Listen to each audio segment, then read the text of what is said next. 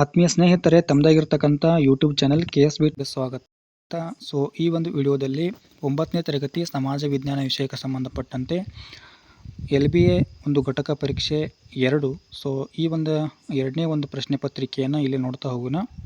ಇಲ್ಲಿ ಮುಖ್ಯವಾಗಿ 3 ಘಟಕಗಳು ಇಲ್ಲಿ ಆಯ್ದುಕೊಂಡಿದ್ದು ಇಲ್ಲಿ ನೋಡ್ಕೊಳ್ಬೋದು. ಆ ಘಟಕಗಳು ಯಾವುವು ತಂದಾಗ ನಮ್ಮ ಸಂವಿಧಾನ ಅಂತಕ್ಕಂಥ ಒಂದು ಅಧ್ಯಾಯ ಇದೆ. ಸೊ ಅದೇ ರೀತಿ ಕರ್ನಾಟಕದ ಪ್ರಾಕೃತಿಕ ವೈವಿಧ್ಯ ಅಂತಕ್ಕಂಥದ್ದಿದೆ. ಇನ್ನು ಆರ್ಥಿಕ ರಚನೆ ಅಂತಕ್ಕಂಥ ಒಂದು ಅಧ್ಯಾಯ ಇದೆ. ಸೊ 3 ಅಧ್ಯಾಯಗಳನ್ನು ಕೂಡಿಕೊಂಡು ಒಂದು LBA ಘಟಕ ಪರೀಕ್ಷೆಯನ್ನು ಮಾಡಿರ್ತಕ್ಕಂಥದ್ದು. ಸೊ ಇಲ್ಲಿ ನೋಡ್ಕೊಳ್ಬೋದು ನೀವು. ಸೊ ಮೊದಲಿಗೆ ಏನು ಮಾಡಿ ಅಂತಂದ್ರೆ ಪ್ರಶ್ನೆ ಪತ್ರಿಕೆಯನ್ನು ನೋಡ್ತಾ ಹೋಗೋಣ. ಸೊ ಆಮೇಲೆ ಉತ್ತರ ಸಹಿತ ಇಲ್ಲಿ ನೋಡ್ತಾ ಹೋಗೋಣ. ಓಕೆ,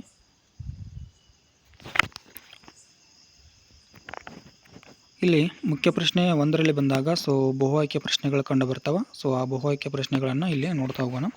ಮೊದಲೇ ಪ್ರಶ್ನೆ ಏನಿತ್ತು ತಂದಾಗ ನೈಋತ್ಯ ಮಾನ್ಸೂನ್ ಮಾರುತಗಳು ಈಶಾನ್ಯದಿಂದ ನೈಋತ್ಯಕ್ಕೆ ನಿರ್ಗಮಿಸಲು ಕಾರಣ ಅಂತಕ್ಕಂಥದ್ದಿದೆ. ಸೊ ಅದೇ ರೀತಿ ಎರಡನೇ ಪ್ರಶ್ನೆ ನೋಡಿದಾಗ ಅರ್ಥವ್ಯವಸ್ಥೆಯ 3 ಪ್ರಮುಖ ವಲಯಗಳು ಎಂದರೆ ಅಂತಕ್ಕಂಥ ಒಂದು ಪ್ರಶ್ನೆ ಇದೆ.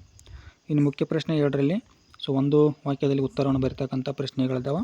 ಅದರೊಳಗೆ 3ನೇ ಪ್ರಶ್ನೆ ಯಾವುದು ಅಂತಂದ್ರೆ ಕಡಿಮೆ ಮಳೆ ಬೀಳುವ ಪ್ರದೇಶಗಳಲ್ಲೂ ಕಪ್ಪು ಮಣ್ಣು ಬೆಳೆ ಬೆಳೆಯಲು ಸೂಕ್ತವಾಗಿದೆ, ಕಾರಣ ಕೊಡಿ ಅಂತೇಳಿ. ಇನ್ನು ಅದೇ ರೀತಿ 4ನೇ ಪ್ರಶ್ನೆ ನೋಡಿದಾಗ ಸ್ಥಿರಾತ್ಮಕ ಅರ್ಥವ್ಯವಸ್ಥೆ ಎಂದರೇನು ಅಂತೇಳಿ ಒಂದು ಪ್ರಶ್ನೆ ಇದೆ. ಇನ್ನು ಮುಖ್ಯ ಪ್ರಶ್ನೆ 3ರಲ್ಲಿ 2 ಅಂಕದ ಒಂದು ಪ್ರಶ್ನೆಗಳಲ್ಲಿ ಕಂಡು ಬರ್ತವೆ. ಅದರೊಳಗೆ 5ನೇ ಪ್ರಶ್ನೆ ಯಾವುದು ಅಂತಂದಾಗ ಭಾರತ ಸಂವಿಧಾನವನ್ನು ನಮ್ಯ ಹಾಗೂ ಅನಮ್ಯ ಒಂದು ಸಂವಿಧಾನ ಎಂದು ಕರೆಯುತ್ತಾರೆ, ಏಕೆ ಅಂತ ಹೇಳಿ. ಸೊ ಇದನ್ನಿಲ್ಲಿ ಉತ್ತರ ನೋಡ್ತಾ ಹೋಗೋಣ. ಇನ್ನು ಅದೇ ರೀತಿಯ 6ನೇ ಪ್ರಶ್ನೆ ನೋಡಿದಾಗ ಪಶ್ಚಿಮ ಘಟ್ಟಗಳ ಪೂರ್ವ ಭಾಗವು ಮಳೆ ನೆರಳಿನ ಪ್ರದೇಶವಾಗಿ ಪರಿಣಮಿಸಿದೆ. ಸೊ ಈ ಒಂದು ಹೇಳಿಕೆಯನ್ನು ಸ್ಪಷ್ಟೀಕರಿಸಿ ಅಂತಕ್ಕಂಥದ್ದಿದೆ. 7ನೇ ಪ್ರಶ್ನೆ ನೋಡೋದಾದ್ರೆ ಬಂಡವಾಳ ವರ್ಗ ಹೇಗೆ ಉದಯವಾಯಿತು ಅಂಥೇಳಿ ಒಂದು ಪ್ರಶ್ನೆ ಇದೆ. ಇನ್ನು ಮುಖ್ಯವಾಗಿ ಪ್ರಶ್ನೆಯಲ್ಲಿ ಏನಂತಂದ್ರೆ 6 ವಾಕ್ಯಗಳಲ್ಲಿ ಉತ್ತರ ಬರ್ತಕ್ಕಂಥ ಅಥವಾ 3 ಅಂಕದ ಪ್ರಶ್ನೆಗಳಲ್ಲಿ ಕಂಡು ಬರ್ತವೆ. 8ನೇ ಪ್ರಶ್ನೆ ಯಾವುದು ಅಂತಂದಾಗ ಭಾರತದ ಸಂವಿಧಾನದಲ್ಲಿರುವ ಮೂಲಭೂತ ಹಕ್ಕುಗಳನ್ನು ಹೆಸರಿಸಿ ಅಂತ ಹೇಳಿದೆ, ಮೂಲಭೂತ ಹಕ್ಕುಗಳು. ಅದೇ ರೀತಿ 9ನೇ ಪ್ರಶ್ನೆ ಪುರಾತನ ಅರ್ಥವ್ಯವಸ್ಥೆಯ ಲಕ್ಷಣಗಳನ್ನು ತಿಳಿಸಿ ಅಂತಕ್ಕಂಥದ್ದು ಮುಖ್ಯವಾಗಿ ಪ್ರಶ್ನೆ ಇರ್ತಕ್ಕಂಥದ್ದು ಇಲ್ಲಿದೆ. ಇನ್ನು ಮುಖ್ಯ ಪ್ರಶ್ನೆ 5ರಲ್ಲಿ ಬಂದಾಗ 4 ಅಂಕದ ಒಂದು ಪ್ರಶ್ನೆಯಲ್ಲಿ ಕಂಡುಬರ್ತದೆ. ಅದು ಯಾವುದು ಅಂತಂದ್ರೆ 10ನೇ ಪ್ರಶ್ನೆ ನಮ್ಮ ಸಂವಿಧಾನದ ಪ್ರಮುಖ ಲಕ್ಷಣಗಳನ್ನು ವಿವರಿಸಿ ಅಂತ ಹೇಳಿದೆ. ಸೊ ಇಲ್ಲಿ ಉತ್ತರವನ್ನು ನೋಡ್ತಾ ಹೋಗೋಣ. ಓಕೆ, ಮಾದರಿ ಉತ್ತರಗಳನ್ನು ಇಲ್ಲಿ ನೋಡ್ತಾ ಹೋಗ್ಬೋದು. ಸೊ ಮೊದಲೇ ಪ್ರಶ್ನೆ ಏನಿತ್ತು ತಂದಾಗ ನೈಋತ್ಯ ಮಾನ್ಸೂನ್ ಮಾರುತಗಳು ಈಶಾನ್ಯದಿಂದ ನೈಋತ್ಯಕ್ಕೆ ನಿರ್ಗಮಿಸಲು ಕಾರಣ ಅಂತಕ್ಕಂಥದ್ದು ಒಂದು ಪ್ರಶ್ನೆ ಇದೆ. ಸೊ ಅಲ್ಲಿ ಆ ಒಂದು ಬಹು ಆಯ್ಕೆ ಪ್ರಶ್ನೆಯಲ್ಲಿ ಅದಕ್ಕೆ ಉತ್ತರ ಏನಾಗ್ತಿತ್ತಪ್ಪ ಅಂದ್ರೆ ಆಪ್ಷನ್ ಎ ಆಗ್ತದೆ. ಅದು ಯಾವುದಂದ್ರೆ ಉಷ್ಣಾಂಶ ಕಡಿಮೆಯಾಗಿ ಒತ್ತಡ ಹೆಚ್ಚಾಗುವುದರಿಂದ ಈ ರೀತಿ ಒಂದು ಈಶಾನ್ಯದಿಂದ ನೈಋತ್ಯಕ್ಕೆ ಈ ಒಂದು ನೈಋತ್ಯ ಮಾನ್ಸೂನ್ ಮಾರುತಗಳು ಏನಾಗ್ತವೆ ಅಂದ್ರೆ ನಿರ್ಗಮಿಸಲು ಪ್ರಾರಂಭ ಆಗ್ತವೆ. 2ನೇ ಪ್ರಶ್ನೆ ಏನಿತ್ತು ಅಂದಾಗ ಅರ್ಥವ್ಯವಸ್ಥೆಯ 3 ಪ್ರಮುಖ ವಲಯಗಳು ಎಂದರೇನು ಅಂತೇಳಿ ಒಂದು ಪ್ರಶ್ನೆ ಇತ್ತು. ಸೊ ಅದಕ್ಕೆ ಉತ್ತರ ಯಾವುದು ತಂದಾಗ ಇಲ್ಲಿ ನೋಡ್ರಿ ಆಪ್ಷನ್ ಸಿ ಆಗ್ತದೆ. ಕೃಷಿ ವಲಯ, ಕೈಗಾರಿಕಾ ವಲಯ, ಆಮೇಲೆ ಸೇವಾ ವಲಯ ಅಂತೇಳಿ ಕಂಡು ಬರ್ತದೆ. ಸೊ ನೀವು ಕರಿತಿರಲ್ಲ ಏನಂತಂದ್ರೆ ಪ್ರಾಥಮಿಕ ವಲಯ, ದ್ವಿತೀಯ ವಲಯ ಹಾಗೂ ತೃತೀಯ ವಲಯ ಅಂತೇಳಿ.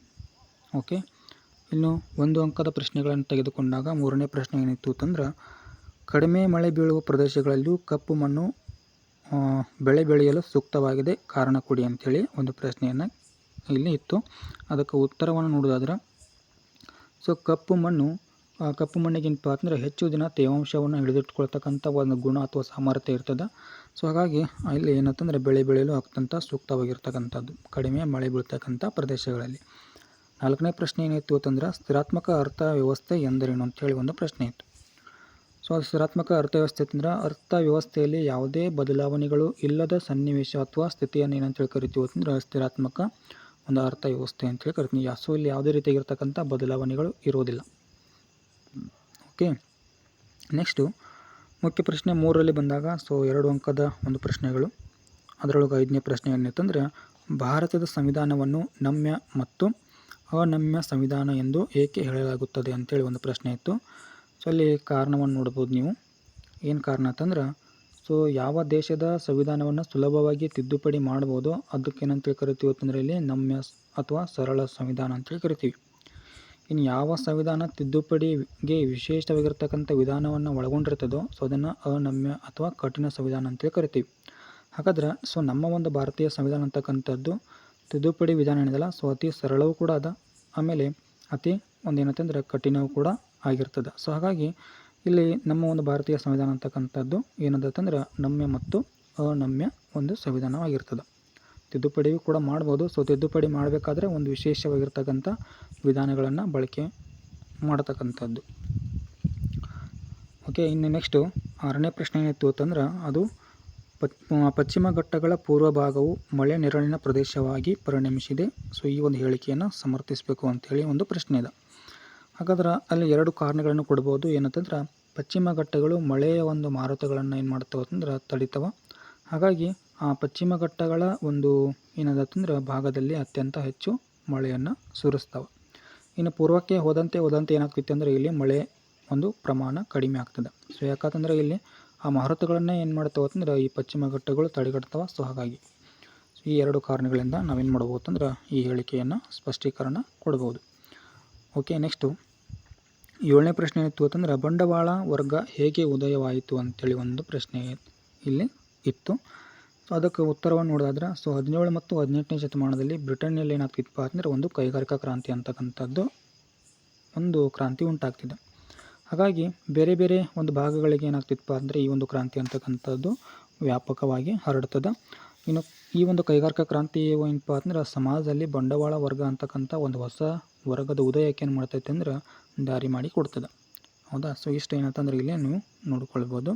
ಸೊ ಅದೇ ರೀತಿ ಇನ್ನೊಂದು ಅಂಶವನ್ನು ಇಲ್ಲಿ ನೋಡ್ಕೊಳ್ಬೋದು. ಏನಂತಂದ್ರೆ ಭೂ ಮಾಲೀಕರಾಗಿದ್ದ ಉಳಿಗಮಾನ್ಯ ಒಂದು ಒಡೆಯರು ಸೊ ತಮ್ಮಲ್ಲಿದ್ದ ಏನು ಮಾಡ್ತಾರೆ ಅಂತಂದ್ರೆ ಹಣವನ್ನು ಕೈಗಾರಿಕೆಗಳಲ್ಲಿ ಬಂಡವಾಳವಾಗಿ ಏನು ಮಾಡ್ತಾರೆ ಅಂತಂದರೆ ಇಲ್ಲಿ ಹೂಡಿಕೆ ಮಾಡಲು ಮುಂದಾಗ್ತಾರೆ. ಹಾಗಾಗಿ ಇವರೇ ಏನಾಗ್ತಾರೆ ಅಂತಂದರೆ ಇಲ್ಲಿ ಬಂಡವಾಳಗಾರರು ಅಂತೇಳಿ ಕರೆಸ್ಕೊಳ್ತಾರೆ. ಸೊ ಈ ರೀತಿ ಏನಾಗ್ತಿತ್ತಪ್ಪ ಅಂದ್ರೆ ಈ ಬಂಡವಾಳ ವರ್ಗ ಅಂತಕ್ಕಂಥದ್ದು ಉದಯ ಅಥವಾ ಉದ್ಭವ ಆಗ್ತದೆ.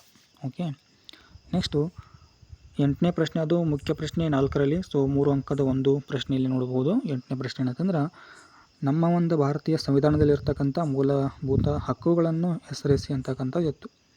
ಅದರ ಮೂಲಭೂತ ಹಕ್ಕುಗಳು ಎಲ್ಲರಿಗೂ ಗೊತ್ತಿರ್ತವೆ. ಸೊ ಏನಂತಂದ್ರೆ ಮೊದಲನೇದಾಗಿ ಸಮಾನತೆ ಹಕ್ಕಾಗಿರ್ಬೋದು, ಸ್ವಾತಂತ್ರ್ಯ ಹಕ್ಕಾಗಿರ್ಬೋದು, ಶೋಷಣೆಯ ವಿರುದ್ಧ ಹಕ್ಕಾಗಿರ್ಬೋದು, ಧಾರ್ಮಿಕ ಸ್ವಾತಂತ್ರ್ಯದ ಒಂದು ಹಕ್ಕಾಗಿರ್ಬೋದು, ಸಾಂಸ್ಕೃತಿಕ ಹಾಗೂ ಶೈಕ್ಷಣಿಕ ಒಂದು ಹಕ್ಕಾಗಿರ್ಬೋದು. ಸೊ ಕೊನೆಯದಾಗಿ ಸಂವಿಧಾನಾತ್ಮಕ ಪರಿಹಾರಗಳ ಹಕ್ಕು ಅಂತೇಳಿ ಕರಿತೀವಿ. ಸೊ ಟೋಟಲಾಗಿ 6 ಮೂಲಭೂತ ಹಕ್ಕುಗಳು ನಮ್ಮ ಒಂದು ಸಂವಿಧಾನದಲ್ಲಿ ಕಂಡುಬರ್ತವೆ. ಓಕೆ, ಇನ್ನು 9ನೇ ಪ್ರಶ್ನೆ ನೋಡೋದಾದ್ರೆ ಸೊ ಇಲ್ಲಿ ಪುರಾತನ ಅರ್ಥವ್ಯವಸ್ಥೆಯ ಲಕ್ಷಣಗಳನ್ನು ತಿಳಿಸಿ ಅಂತೇಳಿದೆ. ಸೊ ಏನಿತ್ತು ಹಾಗಾದರೆ ಪುರಾತನ ಅರ್ಥವ್ಯವಸ್ಥೆ ಅಂತಕ್ಕಂಥದ್ದು ನೋಡಿದಾಗ ಸೊ ಕೃಷಿ ಪ್ರಧಾನವಾಗಿರ್ತಕ್ಕಂಥ ಒಂದು ಅರ್ಥ ವ್ಯವಸ್ಥೆ ಆಗಿತ್ತು. ಇನ್ನು ಬಹುತೇಕ ಜನರು ಏನಂತಂದರೆ ಕೃಷಿಯನ್ನೇ ಏನು ಮಾಡಿದ್ರು ತಂದರೆ ಇಲ್ಲಿ ಅವಲಂಬಿಸಿದ್ರು. ಹಾಗಾಗಿ ಆಗ ಏನಂತಂದರೆ ಕೃಷಿ ಅಂತಕ್ಕಂಥದ್ದು ಜೀವನಾಧಾರ ಬೇಸಾಗಿತ್ತು. ಸೊ ಎಷ್ಟು ಅವಶ್ಯಕತೆ ಇದೆಯಲ್ಲ ಅಷ್ಟೇ ಏನಂತಂದರೆ ಇಲ್ಲಿ ಒಂದು ಬೆಳೆಯನ್ನು ಅಥವಾ ಬೇಸಾಯವನ್ನು ಮಾಡ್ತಕ್ಕಂಥದ್ದು. ಇನ್ನು ಜೀವನಾಧಾರದ ಎಂತಕ್ಕಂಥದ್ದು ಕೃಷಿಯಲ್ಲಿ ಸೊ ತಮಗೆ ಅಗತ್ಯಕ್ಕೆ ತಕ್ಕ ಆಹಾರವನ್ನಷ್ಟೇ ಏನು ಮಾಡ್ತಿದ್ರು ಅಂತಂದರೆ ಇಲ್ಲಿ ಬೆಳೀತಾಯಿದ್ರು. ಇನ್ನು ಜನರ ಬಯಕೆಗಳೇನಂತಂದ್ರೆ ಬಹಳ ಕಡಿಮೆ ಇದ್ದು ಇನ್ನು ಅವರ ಬದುಕು ಏನಂತಂದ್ರೆ ಅತ್ಯಂತ ಸರಳವಾದ ರೀತಿಯಲ್ಲಿ ಇತ್ತು. ಹಾಗಾಗಿ ಶ್ರಮ ವಿಭಜನೆ ಅಂತಂದರೆ ಅಷ್ಟೊಂದೇ ಆಗಿಲ್ಲಿ ಆ ಒಂದು ಪುರಾತನ ಅರ್ಥವ್ಯವಸ್ಥೆಯಲ್ಲಿ ಬಳಕೆ ಆಗಿರಲಿಲ್ಲ. ಇನ್ನು ವಸ್ತು ವಿನಿಮಯ ಪದ್ಧತಿ ಅಂತಕ್ಕಂಥದ್ದು ಏನಿತ್ತು ಅಂತಂದ್ರೆ ಬಳಕೆಯಲ್ಲಿತ್ತು. ಸೊ ಇದಿಷ್ಟು ಏನಂತಂದ್ರೆ ಈ ಪುರಾತನ ಅರ್ಥವ್ಯವಸ್ಥೆಯ ಲಕ್ಷಣಗಳಂತೇಳಿ ಬರಿಬೋದು. ಇನ್ನು ಕೊನೆಯ ಪ್ರಶ್ನೆ ಏನಿತ್ತು ಅಂತಂದ್ರೆ ಅದು 4 ಅಂಕದ ಒಂದು ಪ್ರಶ್ನೆ. ಭಾರತ ಸಂವಿಧಾನದ ಒಂದು ಪ್ರಮುಖ ಲಕ್ಷಣಗಳನ್ನು ವಿವರಿಸಿ ಅಂತಕ್ಕಂಥದ್ದಿತ್ತು. ಸೊ ಲಕ್ಷಣಗಳು ಯಾವ ತಂದಾಗ ಮೊದಲೇದು ಲಿಖಿತ ಮತ್ತು ಬೃಹತ್ ಸಂವಿಧಾನ ಅಂತಕ್ಕಂಥದ್ದು. ಅದೇ ರೀತಿ ಭಾಗಶಃ ನಮ್ಯ ಮತ್ತು ಭಾಗಶಃ ಅನಮ್ಯ ಅಂತೇಳಿ ಒಂದು ಸಂವಿಧಾನದ ಲಕ್ಷಣ ಇದೆ. ಇನ್ನು ಸಂಸದೀಯ ಸರ್ಕಾರ ಪದ್ಧತಿ ಅಂತಕ್ಕಂಥದ್ದು ಸೊ ನಮ್ಮ ಭಾರತೀಯ ಸಂವಿಧಾನದ ಲಕ್ಷಣವಾಗಿದೆ. ಅದೇ ರೀತಿ ಒಂದು ಗಣತಂತ್ರ ವ್ಯವಸ್ಥೆ ಅಂತಕ್ಕಂಥದ್ದಿದೆ. ಸೊ ಒಕ್ಕೂಟ ವ್ಯವಸ್ಥೆ ಇರ್ಬೋದು, ಮೂಲಭೂತ ಹಕ್ಕುಗಳು ಇಲ್ಲಿ ನಮ್ಮ ಒಂದು ಸಂವಿಧಾನದಲ್ಲಿ ಕಂಡು ಬರ್ತವೆ. ಅದೇ ರೀತಿ ಮೂಲಭೂತ ಕರ್ತವ್ಯಗಳದಾವ. ಸೊ ರಾಜ್ಯ ನೀತಿ ನಿರ್ದೇಶಕ ತತ್ವಗಳಂತೇಳಿ ಕಂಡು ಬರ್ತವೆ. ಸೊ ಐರಿಷ್ ದೇಶದಿಂದ ಎರವಲು ಪಡ್ಕೊಂಡಿರ್ತಕ್ಕಂಥದ್ದು. ಇನ್ನು ಸ್ವತಂತ್ರ ಮತ್ತು ಏಕೀಕೃತ ನ್ಯಾಯಾಂಗ ವ್ಯವಸ್ಥೆ ಇದೆ. ಅದೇ ರೀತಿ ಏಕಪೌರತ್ವ ಅಂತಕ್ಕಂಥದ್ದಿದೆ. ಇನ್ನು ಸಾರ್ವತ್ರಿಕ ವಯಸ್ಕ ಮತದಾನ ಪದ್ಧತಿ ಅಂತಕ್ಕಂಥದ್ದು ಇಲ್ಲಿ ಕಂಡು ಬರ್ತದೆ. ಸೊ ಅದೇ ರೀತಿ ದ್ವಿಸದನ ಶಾಸಕಾಂಗ ಆಗಿರ್ಬೋದು, ಪಕ್ಷ ಪದ್ಧತಿ ಆಗಿರ್ಬೋದು. ಸೊ ಇವೆಷ್ಟು ಏನಂತಂದ್ರೆ ಈ ಭಾರತ ಸಂವಿಧಾನದ ಲಕ್ಷಣಗಳಂತೇಳಿ ನೀವು ಬರೀಬಹುದು. ಸೊ ಇದಿಷ್ಟು ಏನಂತಂದ್ರೆ ಈ ಒಂದು 9ನೇ ತರಗತಿಯ ಸಮಾಜ ವಿಜ್ಞಾನ ವಿಷಯಕ್ಕೆ ಸಂಬಂಧಪಟ್ಟಂತೆ LBA ಪ್ರಶ್ನೆ ಪತ್ರಿಕೆ, ಅದು ಘಟಕ ಪರೀಕ್ಷೆ ಆಗಿರ್ತದೆ 2. ಸೊ ಈ ವಿಡಿಯೋ ಇಷ್ಟ ಆದರೆ ಲೈಕ್ ಮಾಡಿ, ಶೇರ್ ಮಾಡಿ ಮತ್ತು ಸಬ್ಸ್ಕ್ರೈಬ್ ಆಗೋದನ್ನು ಮರೆಯದಿರಿ ಅಂತ ಹೇಳ್ತಾ ಸೊ ಈ ಒಂದು ವಿಡಿಯೋನ ಇಲ್ಲಿಗೆ ಮುಗಿಸ್ತಾ ಇದ್ದೀನಿ. Thank you.